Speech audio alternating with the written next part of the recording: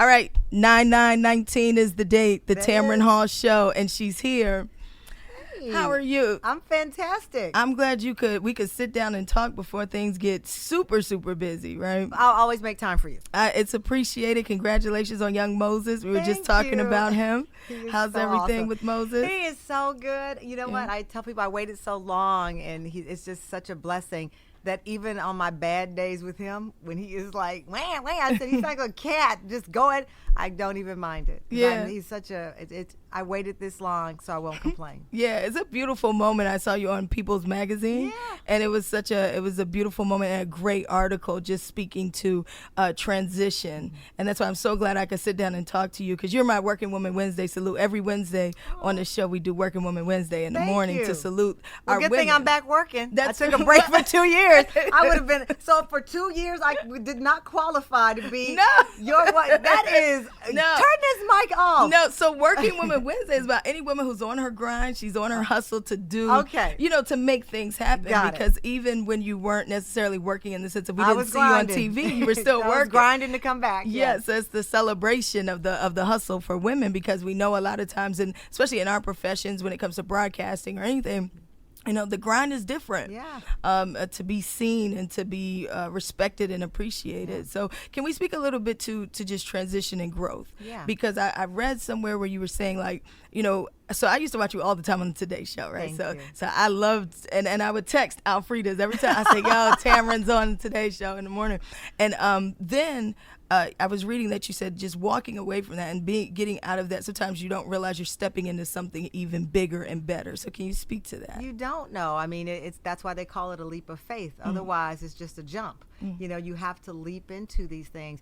At the time I was able to do it, I recognized in my life I didn't have young Moses. I wasn't married, had a different level of responsibility, and I could take this leap. But if I'd been married, if I had a child at the time, I probably wouldn't have been able to do it, because you know what? The bills keep coming. Somebody right now, a lot of somebodies are going to a job they don't like. They're in a situation they don't feel appreciated. So I recognize this rare opportunity that I had at that moment, at that time, to make that decision.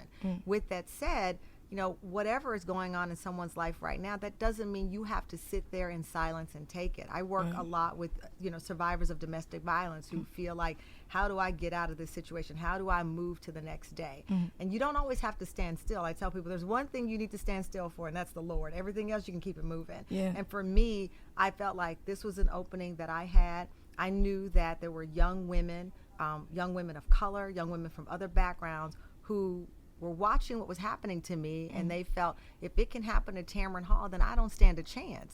She's the first Black woman to ever host the Today Show. And if she's not appreciated, how could I be appreciated? And I knew that. And I said, I cannot put myself in a position where I am seen as not fighting back. And I knew that I would get up. I didn't know in what form, but I knew I wasn't going to stay down. And that wasn't an option. And when I started meeting with the team at ABC Disney, and we started talking about a syndicated show, and I saw the response from the people in these meetings to what I was pitching, this daytime show where I was talking about my background and also open to people talking about theirs as well, I knew I'd stumbled onto something. But I would be lying to you to tell you on that Monday evening when I went home and realized the next day I would not be returning. It was hard.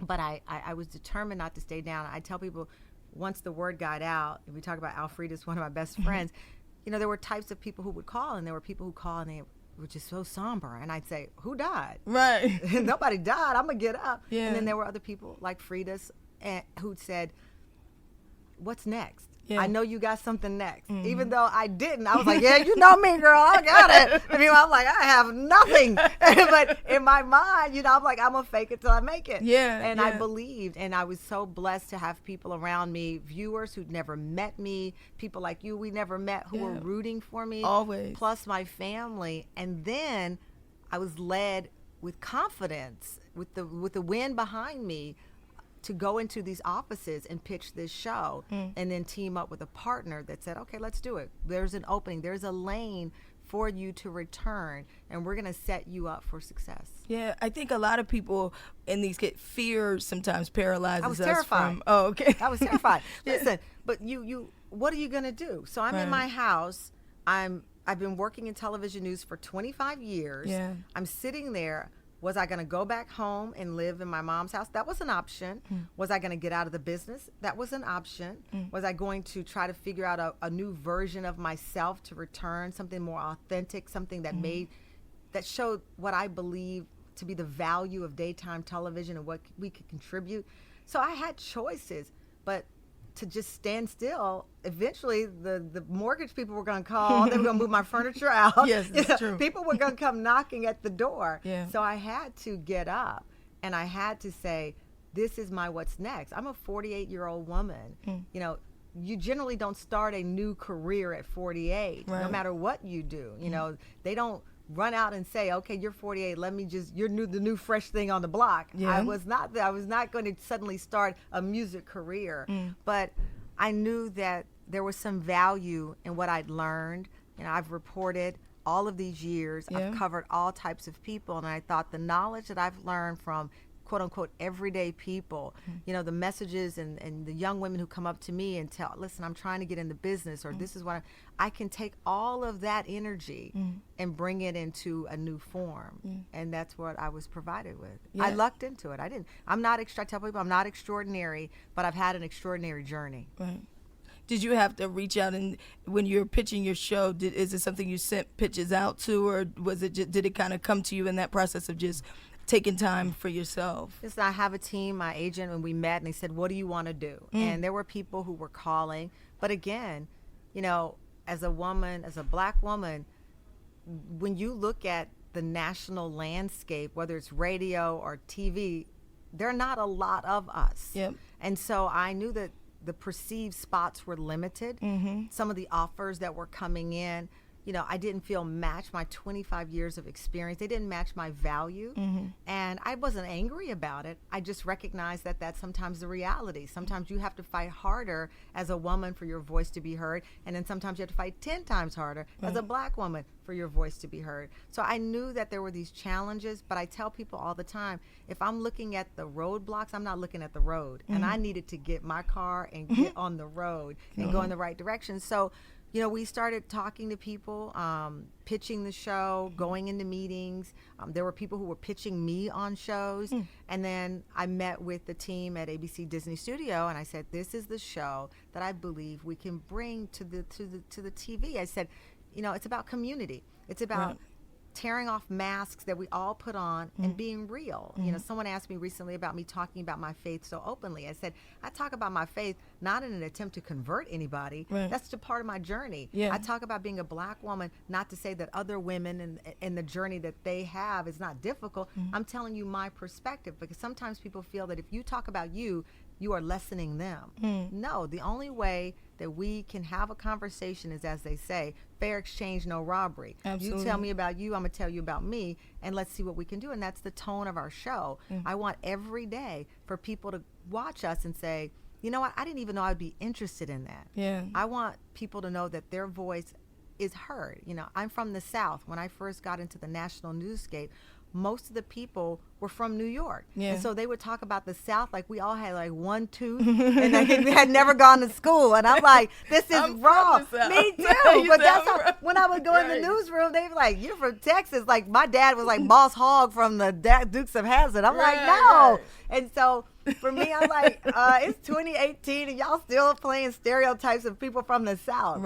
So I felt like we could bring all of this together in a community. I say all the time, it's not my show, it's our show. It's not my return to TV, because I would not be back on daytime TV if people like you and the people who are listening weren't rooting for me. Absolutely. I would be working, but I wouldn't be doing this. Well, Tamron Hall, I just want to say representation matters. You've been an incredible representation for us, and I've loved watching you, and I'm looking forward to the Tamron Hall show 9/9/19. Thank you. Let's do it. All right. Let's do it. Tamron Hall. Oh, let everybody know how they can follow you and watch you and keep up with you. It's very simple. My name, Tamron Hall, on social media. It's the Tamron Hall Show. Follow us. It's a live audience. So since you're in the D.C. Virginia, Maryland area, feel free to come to the live audience. Bring food, because you know I like food. That's the only thing I work for, money and food. Nice, money and food. Okay, I didn't know the show. Are you doing the show here? We're doing a show in New York. It's a train well, ride. It's up okay, all right. We'll come up to New York. Oh, my gosh. You're not in the South anymore. No, we'll come up to New York. Tamron Hall. We're watching the show. Get us on the bus. Get us on the bus. Mick Jagger, let's go. Thank you so much again. Welcome. I appreciate it. Thank you.